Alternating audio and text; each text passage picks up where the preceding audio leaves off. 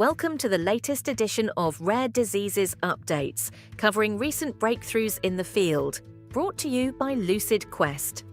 First, Health Canada approved Elfabrio peguniglycidase alpha enzyme replacement therapy for adults with Fabry disease. Prior approvals exist in the United States, European Union, and United Kingdom, supported by Phase 3 Bridge, Balance and Bright, with more than 140 participants.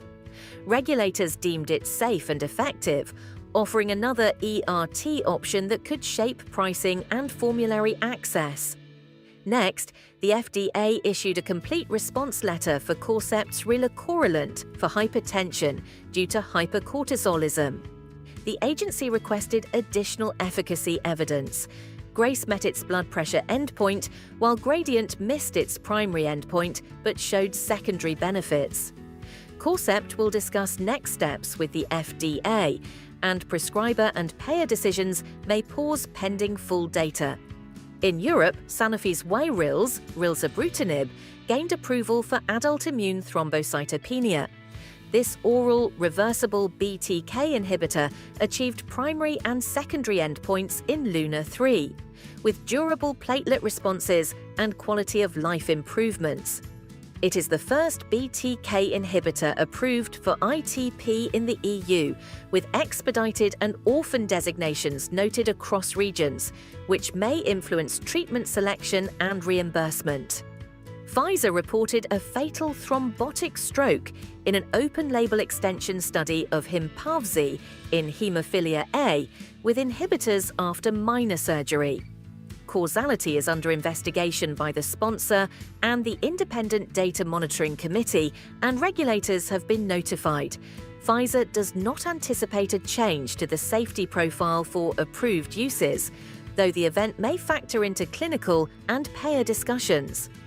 The FDA issued a complete response letter for Atara's tabelecleucel in EBV-positive post-transplant lymphoproliferative disorder, stating the allele study is not adequate for accelerated approval due to interpretability concerns related to design, conduct, and analysis. The company notes this differs from prior guidance. Ebvallo remains approved in the EU. Palvella outlined 2026 milestones for the Q-Taurin platform.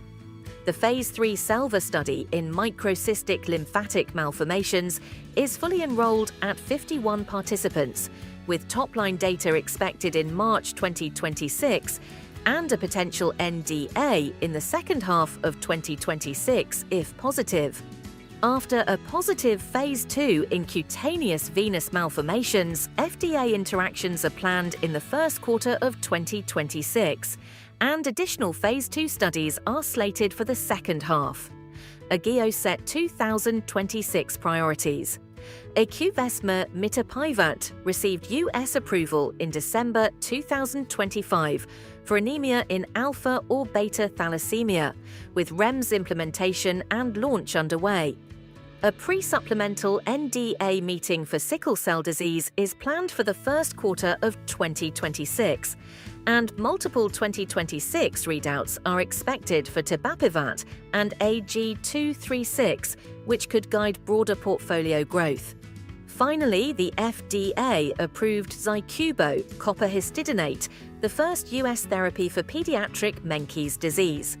The decision, which includes breakthrough, fast track, rare pediatric disease, and orphan designations, was supported by a survival benefit versus an external contemporaneous control.